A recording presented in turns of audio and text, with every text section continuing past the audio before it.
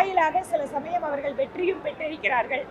அதன் காரணமாக தொடர்ச்சியாக மத்திய அரசின் மீதான குற்றச்சாட்டுக்களை மட்டுமே வைக்கின்ற அரசாக திமுகவினுடைய அரசு இருக்கிறது. அதே போல 26 தேர்தலுக்கு தேசிய ஜனநாயக கூட்டணி என்பது ஒரு பலமிக்க கூட்டணியாக மாறிக்கொண்டிருக்கிறது.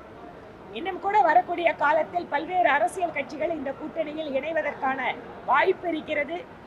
வெகு நிச்சயமாக 2026 தமிழகத்தில் திராவிட முன்னேற்ற கழகத்தின் ஆட்சி அகற்றப்பட்டு தேசிய ஜனநாயக கூட்டணியினுடைய ஆட்சி தான் இங்கு நடக்கப் போகிறது. உள்துறை அமைச்சர் திரு அமித்ஷா அவர்கள் மிக தெளிவாக குறிப்பிட்டிருக்கிறார். இங்கு நடந்து கொண்டிருப்பது ஊழல் மிகுந்த ஒரு தேச விரோத ஆட்சியாக இது இருக்கிறது. பல்வேறு பிரிவினைவாதிகளுக்கும் பயங்கரவாதிகளுக்கும் ஆதரவு கொடுக்கின்ற மனநிலையை திராவிட முன்னேற்ற கழகம் தமிழகத்தில் ஏற்படுத்தி கொண்டிருக்கிறது. அதே போல ஹிந்து விரோத கருத்துக்கள், ஹிந்து மதம் சார்ந்த நம்பிக்கைகளை கொச்சைப்படுத்துவது, ஹிந்து கடவுள்களை இழிவுபடுத்துவது, ஹிந்து ஆலயங்களை இடிப்பது, ஹிந்து பண்டிகைகளுக்கு அனுமதி கொடுக்காமல், கோயில் விழாக்களுக்கு அனுமதி கொடுக்காமல் இருப்பது என்று முழுக்க முழுக்க இந்து மதத்திற்கு விரோதமாக திராவிட முன்னேற்ற கழகத்தினுடைய அரசு செயல்பட்டு கொண்டு வருகிறது.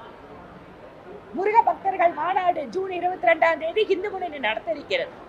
அதில் பாரதிய ஜனதா கட்சியும் முருக பக்தர்களும் பங்கு கொள்ள இருக்கிறார்கள். அதற்கு அனுமதி கொடுப்பதில் இருந்து துவங்கி அந்த முருக பக்தர்கள் மாநாட்டை கேவலப்படுத்துவது வரையிலான விமர்சனங்களை திராவிட முன்னேற்ற கழக அமைச்சர்கள் செய்கிறார். ஒரு மாநிலத்தினுடைய முதல்வர் தமிழகத்தில் இருக்கின்ற அத்தனை மக்களுக்கும் பொதுவான முதல்வராக அவர் இருக்க வேண்டும்.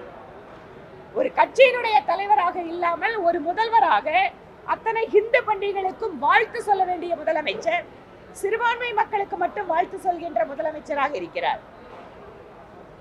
ஒரு மாற்றாந்தாய் மனப்பான்மையோடு இந்து மக்களை பார்க்கின்ற அரசாக திமுக அரசு இருக்கிறது. இதையெல்லாம் மக்களுக்கு சொல்லிக் கொண்டிருக்கிறோம். மக்களிடம் இது தொடர்பான விழிப்புணர்வை ஏற்படுத்தி கொண்டிருக்கிறோம். வரக்கூடிய காலத்தில் பிஜேபி கட்சியினுடைய செயல்பாடுகளும் வேகமும் பல மடங்கு அதிகரிக்கும். அதற்கான தேர்தல் வியூகங்களுக்கான பணிகள் எல்லாம் இப்போது ஒவ்வொரு மாவட்ட வாரியாக தனியாக குழுக்களை அமைத்து பிரித்து கொடுக்க ஆரம்பித்திருக்கிறோம். அதனால் தேர்தல் தயாரிப்பு பணியும் கூடவே இந்த நேரத்தில் நாங்கள் செய்ய ஆரம்பித்து விட்டோம். இதுவரை இல்லாத அளவிற்கு பிஜேபியினுடைய எம்எல்ஏக்கள் இரட்டை இலக்கத்தில் 26 தேர்தலின் போது சட்டப்பேரவைக்குள்ளாக நுழைவார்கள். அதற்காக எங்கள் பணியை நாங்கள் செய்து கொண்டிருக்கிறோம். செய்திகளை உடனுக்குடன் தெரிந்து கொள்ள கீழ்கண்ட கேபிள் மற்றும் டிடிஎச் நெட்வொர்க்குகளில் எம்நாடு செய்தி தொலைக்காட்சியை காணுங்கள். பாதகம் செய்பவரை கண்டால் நாம் பயம் கொள்ளலாகாது பாப்பா. மோதி மிதித்துவிடு பாப்பா, அவர் முகத்தில் உமிழ்ந்துவிடு பாப்பா. அண்மை செய்திகளை உடனுக்குடன் தெரிந்து கொள்ள இணைந்திருங்கள் எம்நாடு தொலைக்காட்சியுடன்.